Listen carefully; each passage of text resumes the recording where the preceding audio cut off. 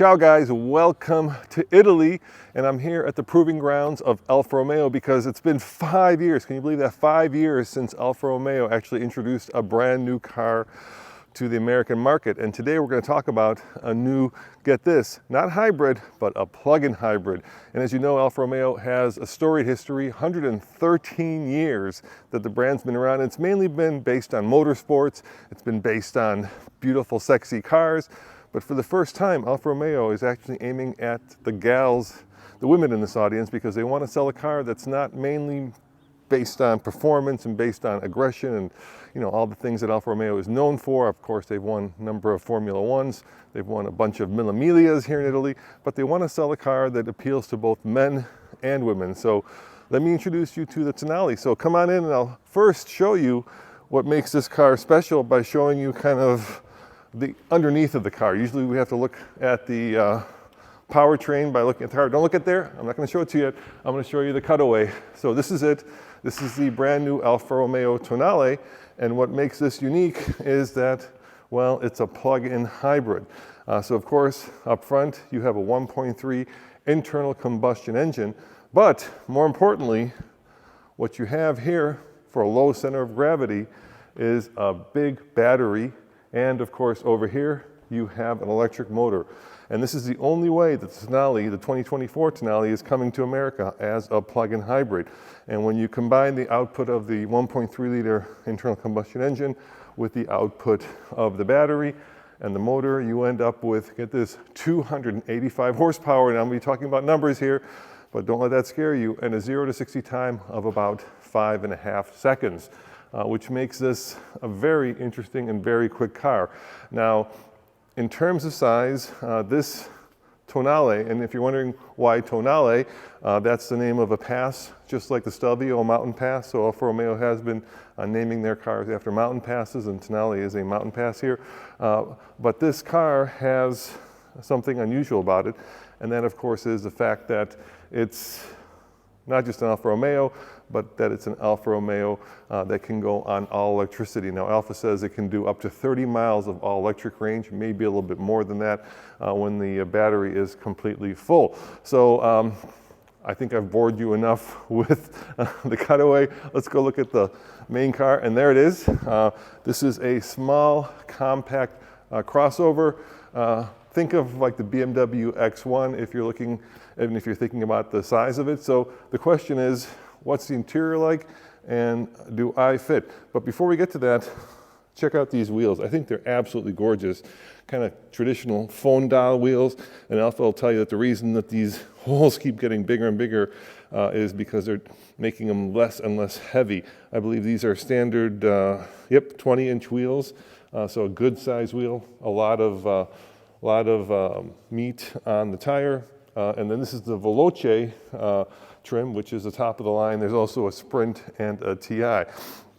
Now, if you're wondering how much that costs, it starts at about $42,000 with a $1,500, actually $1,600 delivery. So give or take $44,000. And if you get this top of the line model, you can get up to about $50,000. At the end of this video, I will tell you exactly when it's available. So let's jump inside and let's take a look interior. Now, if you've driven a Stelvio or a Giulia, this will be familiar to you. So of course, this is very Italian. And unlike the Stelvio or the Giulia, there's a lot of very nice materials in here. Soft touch leathers, real metal paddle shifters, and get this, actual real controls for the HVAC. Now here you have a little bit bigger screen that is hooked up to the Stellantis Group latest Uconnect, which means that you've got Apple CarPlay and Android Auto as standard, along with Alexa integration. So if you're looking to say, hey Alexa, play my favorite music, the new Tonale will actually do that. And this is a big step up from the current system that's in the Giulia or in the Stelvio. So if you've worked with those, this is much better. Let me bring the camera over here and check this out. This is kind of the classic Alfa Romeo grille face. So you can see the lights, you can see the shield, and it really kind of shows you the, well, the face of the car, which is pretty darn cool. Now there are different versions of this car with different engine options for the rest of the world. An all-gas one. We don't get any of those, so we only get the all-electric. Now, in terms of comfort and driving ability, I will be doing a driving review of this car, so if you're interested in how it drives, you'll have to come back to alltfl.com. For now, we're just kind of doing a walk around, kind of a hands-on to show you what it looks like. One of the things that Alfa Romeo, of course, has been known for and has been criticized for is reliability. As you know, when the Giulia and the Stelvio first came to America, reliability wasn't a strong point. I just sat through a product presentation, and they'll tell you that in the J.D. Power survey of customers, Alfa Romeo has moved up 20 places.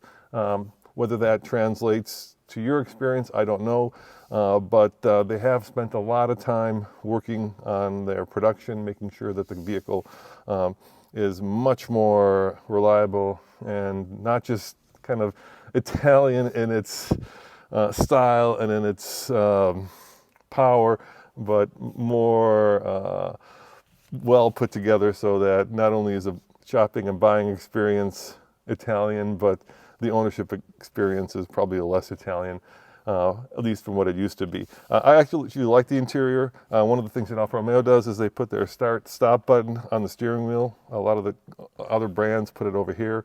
Here it's on the steering wheel, which I think is pretty cool. You do have your full suite of driver assistance, so if that's important to you, it is also here. And everything in this car feels very quality, like everything feels like what I touch is metal, with, you know, a lot of kind of Italian panache. Now you can move the steering wheel up and down and adjust it for rake, so that's a good thing because it does create a much more comfortable driving position. Overall, it feels very masculine still, and I think that's actually also a good thing. I found that when cars become more feminine, they actually do less well in the marketplace. When they become more masculine, it seems like both guys and gals like them more. All right, let's sit in the back, see how I fit. Now keep in mind, this is, like I said, a pretty small crossover. So we're talking BMW X1 size. I am 6'2". I'm sitting behind myself, so, you know, limited leg room, but good enough headroom, comfortable, but certainly not huge. It's a car that is, you know, more of a city car.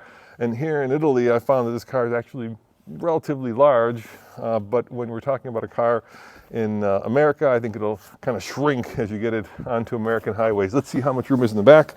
Let's see how practical it is.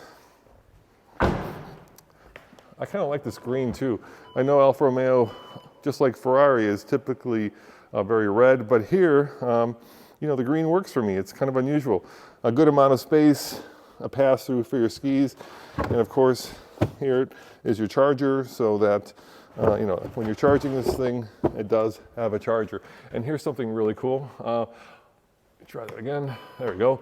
All Alfa Romeos that are electrified have a little electric snake in this back window. So that's how you know which Alfa Romeos are electrified. And Alfa has said that all their future vehicles will be electrified. Here's your charging point. Now, like I said, you're looking at about 30 miles of all-electric range.